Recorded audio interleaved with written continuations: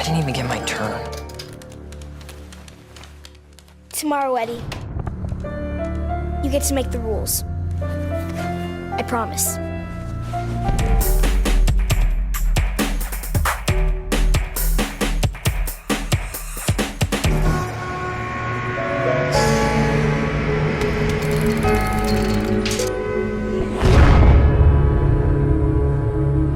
What's going on, everybody? This is dkdynamite, joined today by a good friend of mine, Eric, an Aether fanatic in the zombies community. Many of you guys may have heard of him, and today we're going to be talking about the possibility of Richtofen actually returning in Call of Duty 2020 Zombies, thanks to the fella who made it out alive at the end of Tag Their Toten, Eddie. So what's going on, Eric? What's going on, man? Thanks for having me on. I'm happy to have you get to talk about some of this stuff, because I definitely think Eddie's got a lot of potential going forward, and people haven't touched on it at all. Absolutely, man. Absolutely. So let's just take it away, man. What do you have on your mind with little Eddie? Well, I know you probably just saw the tweet about it. With the you saw me messaging you about the themes. First of all, that was the thing that kind of set me off really thinking about Eddie. Was the tag outro theme is exactly the same as Richtofen's theme in Buried. Now, don't get me wrong, it's like a musical thing that they've used more than one time. The Richtofen's theme melody from Buried, they used it in, I think, like the Rise of Drac, Origins, and maybe Zetsubo's Easter egg endings. But of course, contextually there, like, it makes a little more sense, because Richtofen is quote-unquote winning.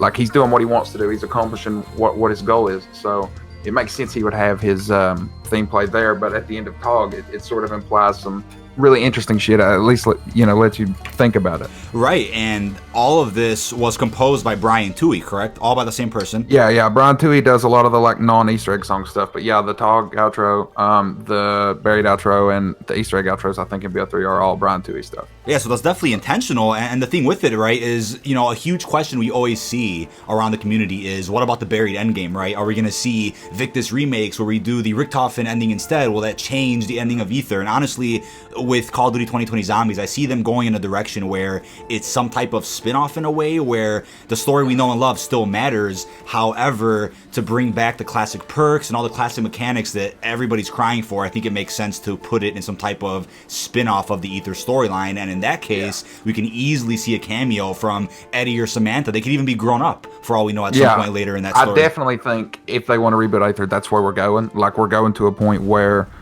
wherever they went, because they were so intentional about those two characters surviving and going somewhere, and that still exists, and then, you know, leaning off that stuff of the first one or whatever.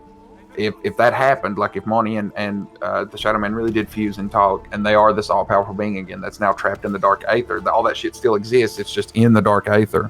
And so you could sort of have him being the villain from the Dark Aether and only being able to mildly manipulate stuff, maybe outside of it. And you know, we don't know a lot about the young characters, because we assumed they were like innocent versions of themselves created by Dr. Monty in Black Ops 3, because that's what he implies. But we learned in TOG that essentially their souls have to exist for the Aether to exist, and without that, Monty would die. So basically, he knew he had to keep those four people. So he tried to make an innocent version, and, you know, something he could keep a handle on to allow himself to survive. The issue sort of arose, especially after they saw him kill Maxis in Alpha Omega. Sam's demeanor entirely changes. She goes back to being German, and she is like very much not like innocent from the way she talks. And I think that excuse me, we could see the same thing with Eddie. Yeah, I respect this whole idea much more than like a hard reboot. I like the idea of a soft reboot where everything we know and love still matters and is held dearly to everybody's hearts, but then they can go in a whole new direction with a whole new set of characters, right? Like, for all we know... Yeah, somebody could come in this game and not have really missed anything if all the Aether shit's in the Dark Aether. Like, all you have to do is explain the first one, and everything else is literally irrelevant. Like, yeah. And then, you know, for the diehard Aether fans, right, we could see a huge cameo at some point during, like, DLC 3, like a big climax, you know, set up for DLC 4 in a way, similar to how Gorod sets up Revelations. You could have this crazy cameo from Nolan North again as this innocent Richtofen, but like you were saying earlier, he may not be so innocent at this point, right? Maybe a new villain arises, or maybe it is Monty and the Shadow Man fused into one from the Dark Aether. Maybe they corrupt this innocent Richtofen, and he really does become the servant again, right? Or I should say an apprentice, like he was, like the Shadow Man was always saying. Like, the Shadow Man's always like, I'll be seeing you again. So again, what if this innocent Richtofen turns into that, right? It's crazy.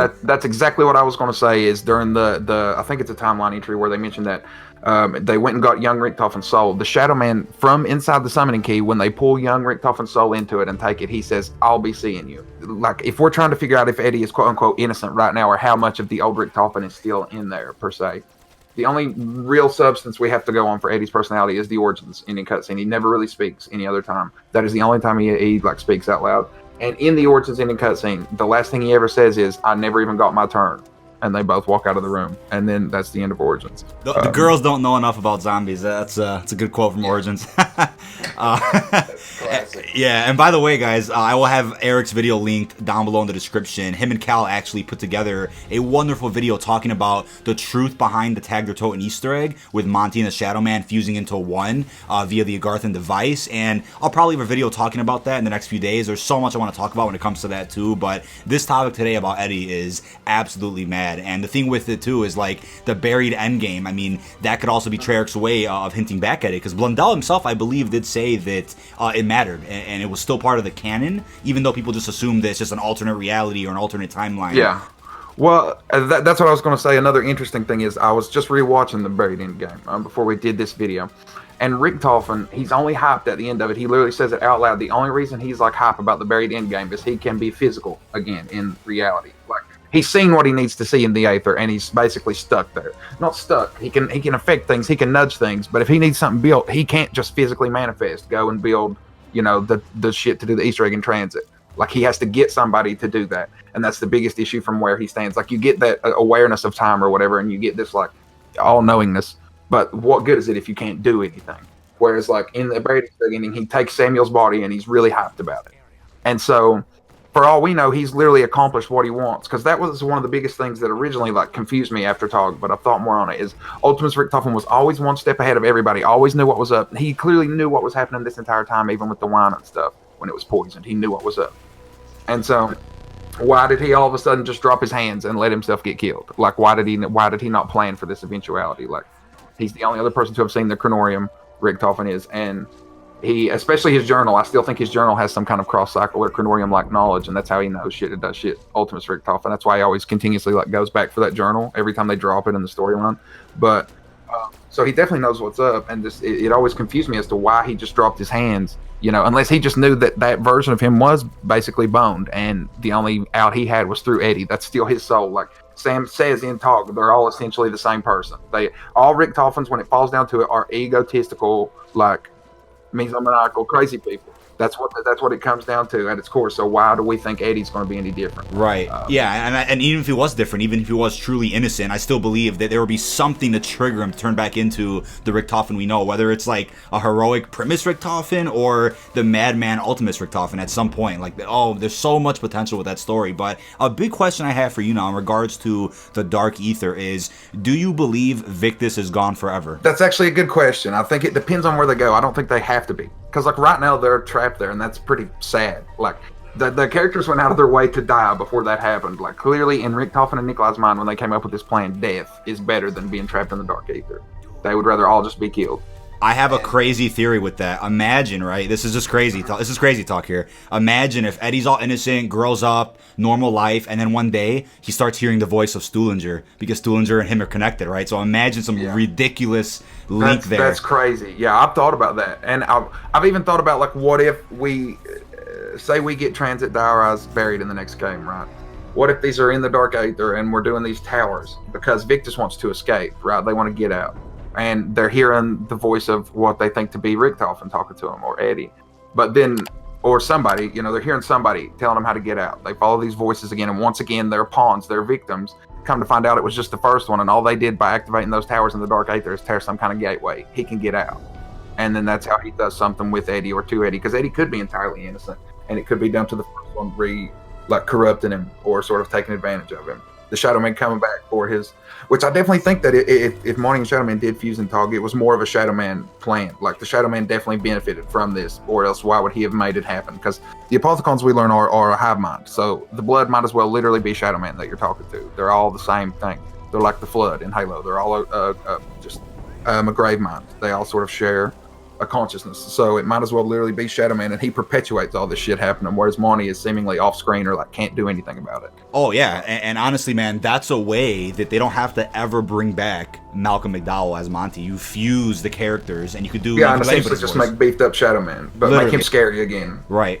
And that's what I think. I think an epic boss one day, like let's say DLC 4 of the next game, like, or, you know, whatever DLC, there could be a cool boss with, you know, this fused character of Monty and Shadow Man, and then all of a sudden, maybe he sends, like, every villain we've ever faced in the Aether story our way for some crazy boss fight, and also has nostalgia for hardcore Aether fans, on top of, like, the new zombie AI we'll see in the next game, you right? Like Mephistopheles, when he spawns in all the different enemies you fought in the DLC, of like you could just do that, but then it's like a Brutus or like a Napalm and a Shrieker, and then like shit. Like, oh yeah, that'd be really cool. Yeah, that would be the callback for hardcore Aether fans. You know, I know they're going to go in a whole new direction. They're definitely going to do some new things. They don't want to repeat a lot of the same mistakes. Not that they were even mistakes in Black Ops 4, but they don't want to piss off the community the same way they were pissed off with the release last year. So I think that's a good idea. And then maybe, you know, Eddie, even if he's innocent or not, he can also guide our new crew in a way. You can hear quotes from like radios and stuff of just him talking about, you know, maybe these vague memories he has somehow of the past Aether storyline. That'd be crazy to hear, you know, to get some guidance for our new crew.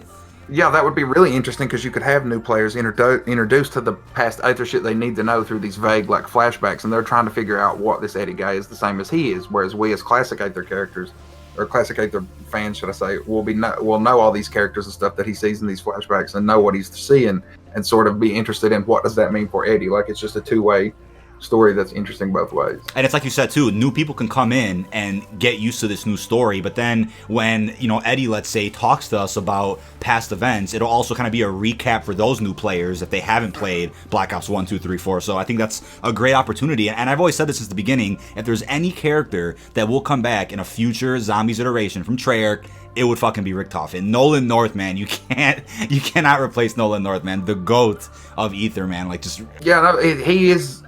Richtofen is core to the Aether storyline. Like, everything functions off his back and his actions. Like, even if they were to recast him and it wouldn't be Nolan North, which I think would be a terrible idea, but I'm just saying if they were to do that, like, you would still have to have some kind of Richtofen or Eddie. Like, that character would have to return for it to really be Aether stuff. He's 100%. He is sort of the glue that holds it all together. Right. Another thing too is like when Samantha and Eddie walk through that light, do you think, you know, whatever Aether manipulation powers Sam had, do you think they went away but then eventually could come back later if Victus were to, you know, create a gateway in the Dark Aether, and then, you know, that power comes back to her somehow? Like, that would be really interesting too. Yeah, because if it's manipulation like of the Aether and stuff, and the Aether in reality, if we got rid of all of it in this new world they went to, like, if it's not there, she probably wouldn't be able to do anything. But I think it's definitely possible that, like, if that stuff was to open back up, that energy was to flow again, she could access it and use it. Yeah, for sure. Right. So bringing everything full circle, I think Brian Toohey definitely made it intentional to play Richtofen's theme during the very end of Tag or Toten. Like, there was no reason to really do that, and I think the fact that he did, though, just really gets me thinking, and I'm so excited to see what Treyarch ends up doing. And people who are upset about Blundell leaving, Craig Houston is still there, the legend himself, who wrote a majority of everything we love, is still there, along with plenty of veterans who've been at Treyarch since the very beginning, World at War. So,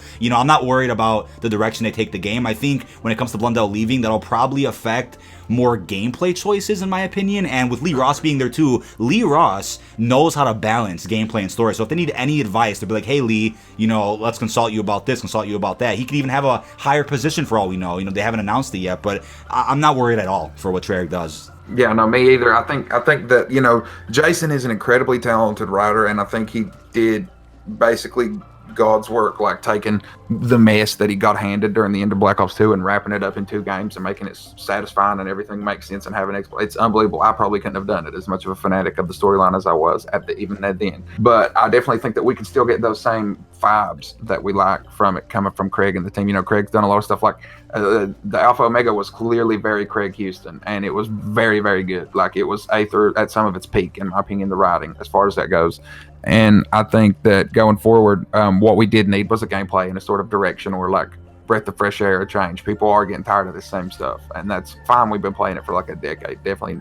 And I think the way to change that up is to bring somebody else in for gameplay and direction and head of direction, but still have them being advised or talked to by some of the dudes who worked on the old stuff. That's how a lot of things that I've liked when they rebooted have done it before. It's a lot about being in contact with the original artist and like understanding the vision for what it was before. And I think Craig is a great person to step back and talk to for that. If whoever is this new gameplay head, or it could even be Craig. Oh yeah, a big thing too though is that we weren't as spoiled with CGI cutscenes in Black Ops 4 because of unfortunate circumstances. They were out of Treyarch's control, but they went back to the roots of storytelling with radios and dialogue, stuff that I feel like people who just started in Black Ops 3 probably just never pay attention to. But for hardcore Zombies fans, they went back to that meat system. And potatoes. That's what keeps me coming back to a map for months, is listening to an hour's worth of character conversations in Alpha Omega to try to figure out what they're talking about with this Richtofen stuff, or stuff about Phoebe when Peter and Tank talk, and there's so much interesting shit like that. Don't get me wrong, Black Ops 3 is good in its own respect. It was very good for new people. The story's very upfront, in your face. As long as you see both cutscenes, you have a rough idea of what was going on. You couldn't really explain a lot of shit, but that's just because there was no answer for it then. It was just a lot of guessing. Whereas a lot of the story happens in the dialogue and the radios and shit, like you said, during Black Ops 4, and it makes people think the cutscenes are less interesting, which they are, don't get me wrong, but it adds more sustenance to a map, in my opinion. Dude, I mean, don't get me wrong, I'm a huge Aether fan, but what I love the most about these conversations is I always learn something new, something that I wouldn't even have thought of when we have these conversations about Aether, so I love that, man. But, yeah, I love talking about it, man. You always great. learn something from talking to other people about it. That's what I've learned. The best thing to do is to talk about it. And yeah, we've been working on a thing, hopefully me and Cal, where we can sort of have really long form conversations about Aether with other. There's so much behind it. It's like when I explain the whole story to my girlfriend, there are things I intentionally left out because I'm like, yeah, for the sake of your understanding now, let's talk about this and we'll talk about that other extra stuff later. It's not like a 10-minute conversation. No, you're gonna go on for a while. And she was interested in learning about it, so I had a fun time giving her the basics of what Aether is, which was really fun. Yeah, for sure. I always love teaching people about it. That's what my girlfriend told me. I did it in a call one time. I tried to give her a rundown of the entire plot as fast as I could in 6 minutes. Is how long it took me, 6 minutes to run through from beginning to end. But that was super nutshelling over stuff. But it's a really interesting plot, and I want to talk more about it. We should definitely do more stuff like this. Oh, absolutely, man. We're definitely going to do more stuff like this, and I really appreciate you coming on to talk about this, because Eddie is definitely a character that I've always felt really confused about, because he had very little to do in Black Ops 3 and 4, but he was kind of there. I know Black Ops 2 is the only time he ever spoke, so it's good to talk more about this with people who agree with this kind of theory, that there'll be more to his character arc in the next game. But that about wraps things up, everybody. Leave all your thoughts down below in the comments. Also leave any questions too, because Eric and I will try to the best of our ability to answer everything we possibly can. Let us know what you think about Eddie possibly returning in the next game. Let us know what you think about the Shadowman and Monty, and also be sure to check out Eric's video that he recorded with Cal talking about the fusion of those two characters during the tag Easter egg. But thanks again, Eric, for joining. Hey, no problem, man. Thank you for having me. Holy shit. I love long form discussions.